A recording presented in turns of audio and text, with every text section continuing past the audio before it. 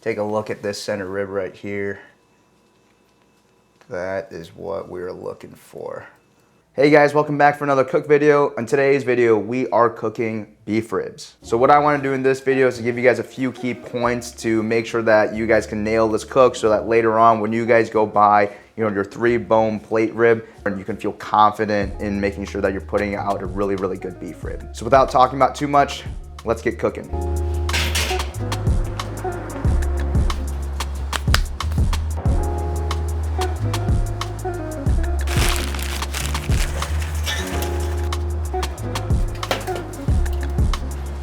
Here is our 3-bone plate rib. This is generally what you see when you go to barbecue places and they have those giant beef ribs.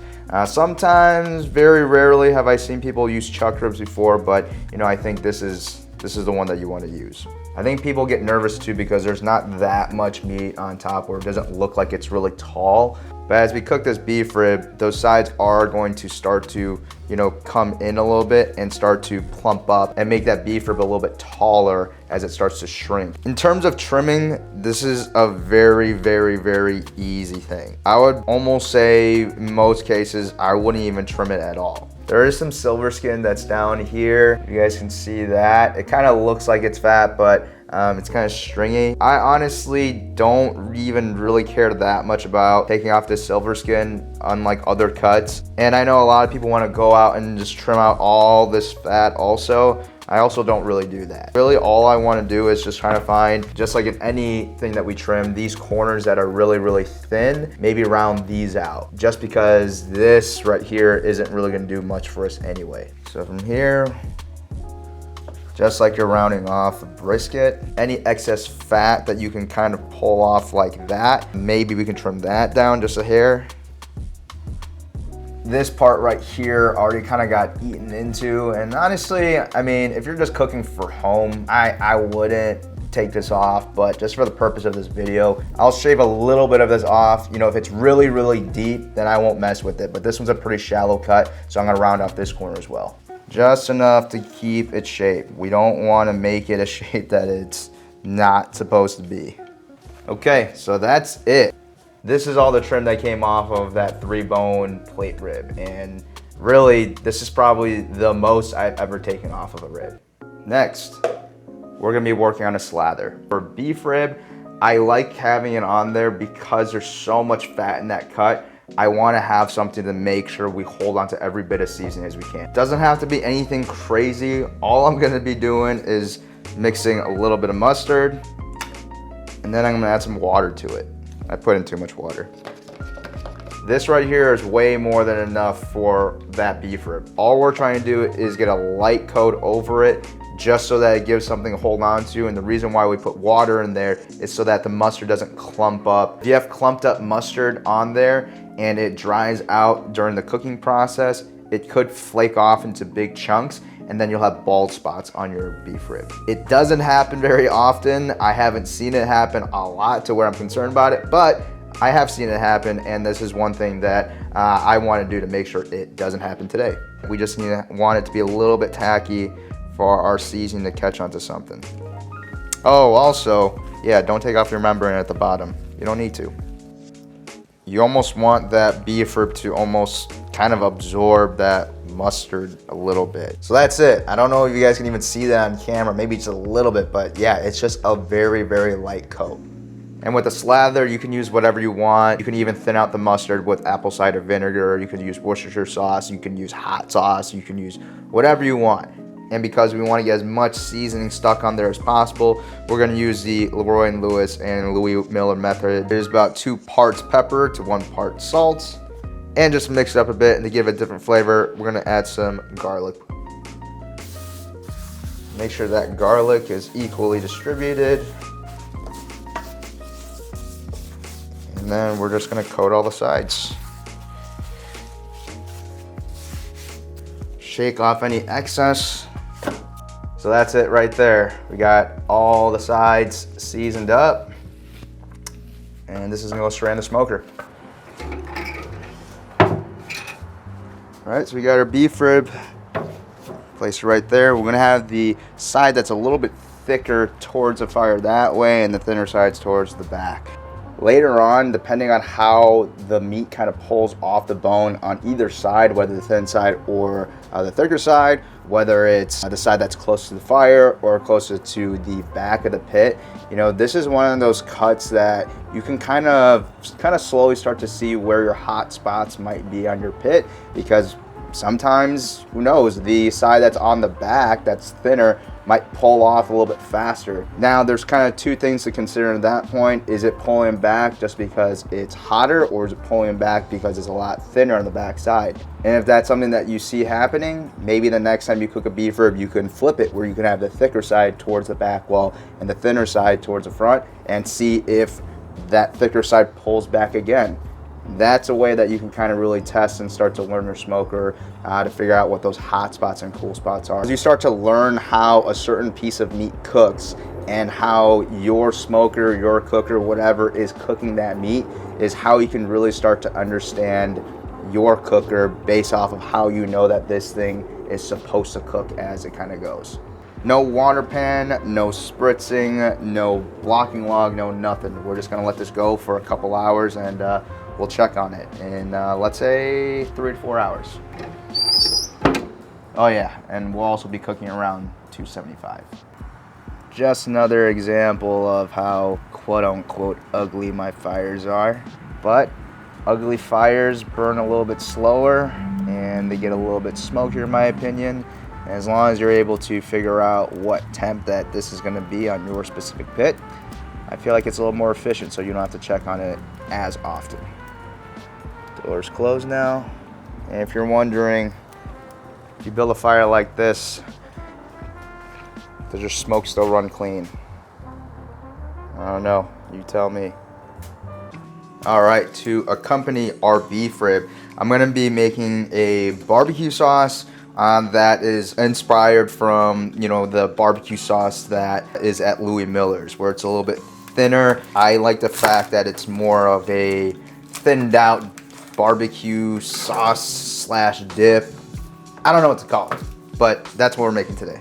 And because the onion for me is kind of like the base of it all, I want to be able to scoop out some onion while I'm eating this. Instead of dicing it up, just cut it across this way and leave it so that when we scoop it out, we have these long strands of onion throughout the entire sauce, which I personally like. I think it adds a little bit more texture. It makes this sauce a little bit more interesting.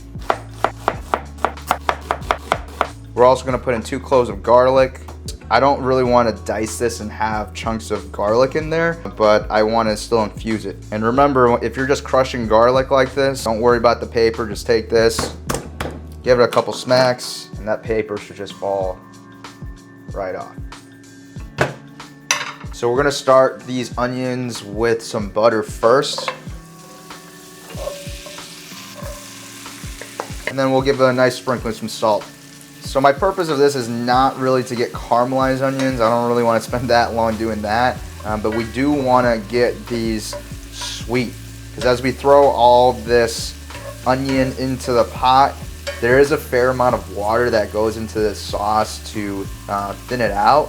I want to maximize the flavor of what's going to go in that water with this right here.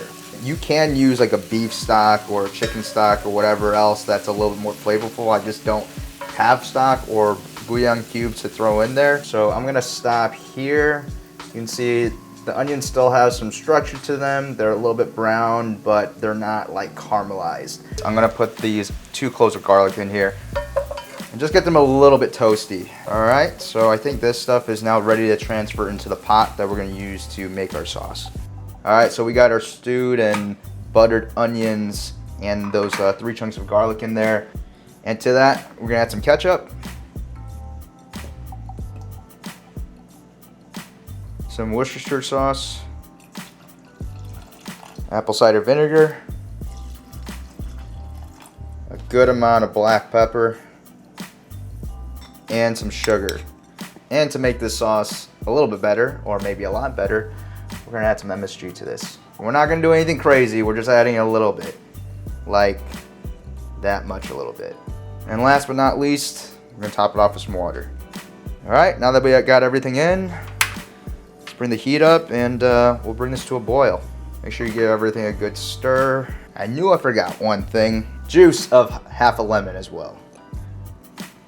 All right, so now that we got our sauce up to a boil, I'm gonna move this to the stove top and then let this simmer, and we're just gonna check on it as we go. But we do wanna reduce this down, concentrate those flavors, and make sure our sauce isn't too watery because we added all that extra water at the end.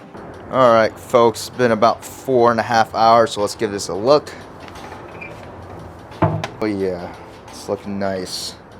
So that's the back right there. We got some bones popping. Go to the front, we got some bones popping as well. Now, because we got bones popping on both sides, I don't find the need to have to rotate this thing. And if you just look at the bark right now, it looks amazing. With all that extra pepper that we got on there, with not spritzing at all, without having to do anything crazy with it. Like, we just let it do its thing. I also don't find the need to put a water pan in there because with all this fat that's in there, and again, which is another reason why I don't like trimming the beef rib, like, it stays pretty moist as is. So the bark is starting to set real nice, starting to plump up. It's still a little tight, still needs about probably 2, maybe 3 more hours, but I'm gonna keep this door closed. I'm not really gonna look at it for any other reason. Okay, so this sauce has now been simmering for about 15 minutes or so. The strong like vinegar scent is kind of cooked off now, so it's a lot more mellow than it was before. More notes of there being that like the onion, the garlic, and a little bit of that Worcestershire in that. And I think this is gonna just work really, really well with a really, really fatty beef rib. All right, guys, so we are just past about 7 hours. Again, my time is about 30 minutes behind. But I think our beef rib should be done. Oh yeah. Woo! There you go. That's what we're looking for. Pretty spongy right now. It's pretty pillowy. But let's take an internal temp on this real quick. See where we're at. I'm guessing we're high 190s, maybe possibly over 200 in some parts. Yeah, we're about 196 there, 96. Now the one thing I want to test is kind of poking your thermometer through in between the bones and seeing if there's any resistance. Right now I don't feel any resistance whatsoever. Sometimes you might be able to poke in between there and you can kind of hear like the snap of the membrane, and sometimes there's kind of like 2 pops that you might feel. You feel those 2 pops. It's not quite done in terms of what we're trying to do today. In other situations, other preparations, you might be okay with that. If the meat on top feels really good, and you might feel like 1 or 2 pops, but if this feels good, then I would say we're pretty solid. For today's purposes, we want to go all the way through with no resistance, and that's where we're at right now. All right, guys, so I quickly brought this beef rib inside. I didn't want to have this conversation about resting this beef rib outside just because it was a little bit chillier. The one most important thing that I realized about resting a beef rib is that you want to make sure that you get it into a spot that's warmer, or just as long as it's not chilly outside or there's not any wind blowing, because this has happened a couple times where I've cooked something like this where it's a little bit fattier and I left it kind of chill outside for a little bit and it just doesn't come out as good as you want it to be. The fat on the inside where you see all that marbling, and sometimes when you leave it to cool down too quickly, sometimes that fat starts to show visibly by being really, really white. And it kind of doesn't retain that same texture that you're looking for. It's nice and silky. It kind of tastes fatty instead of silky. When you lose that extra temperature that keeps it rendered and keeps it that translucent fat, that usually has to do with it just kind of cooling down too much and too fast from the elements outside of it being too cold or too windy and things like that. So this is one of the things, immediately as soon as you take this thing off, like try to run it back inside and keep it in a warm place.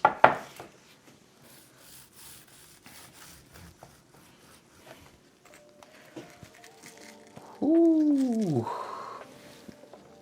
That, my friends, is a good looking beef rib. So as mentioned before, we can see all that fat there. It's not super white anymore. It's nice and rendered, and it's not cooled down super fast where everything you can see is just streaky white fat. Take a look at this center rib right here. That is what we're looking for. A little bit of spring. You hear all that squishing. It's good beef rib right there, guys. Let's take a bite. Oh man, I haven't had beef rib in such a long time. This is really good. All right, as good as this beef rib is, let's do it some justice and eat this properly. All right, let's do a nice fold over. So we got our white bread, 2 slices of this beef rib, nice thinly sliced onion, simple pickles, then we got our sauce. We got a couple onions from our sauce itself, so cooked and some raw. And we got some pickles and that beef rib right there. Oh yeah. And just to show you guys what I was talking about the thinness of the sauce, I'm gonna take this as a dip. Maybe because I'm from Chicago, and you say I have a dip sandwich, but oh yeah, this is the way to do it, guys. All right, guys, so now is the time for our taste test. And a lot of you guys have been asking me to show the faces of the people who are eating it. So this time I'm gonna ask my mom to come. Mama! She's coming. All right, so we're here with my mom, Mama Yim. So soft. 어떤 거 더 좋아해? Pork rib, this one. Of course, beef rib. All right. Fourth, the beef rib, the most expensive one. She has expensive taste. Yeah. Tangabat. I like It's good, right? Okay, bye. Good? We were so lucky. Yes, so blessed. It's like barbecue sauce, but it's a little bit thinner, and there's some cooked onions in there. Yeah, so it's not as strong as regular barbecue sauce. You should never go and eat poke any place. Jack feels so blessed eating this like amazing meat all the time. It's so good. Wow, the garlic is amazing. Oh yeah? Oh, I'll have to add more next time. Okay, we do more sauce.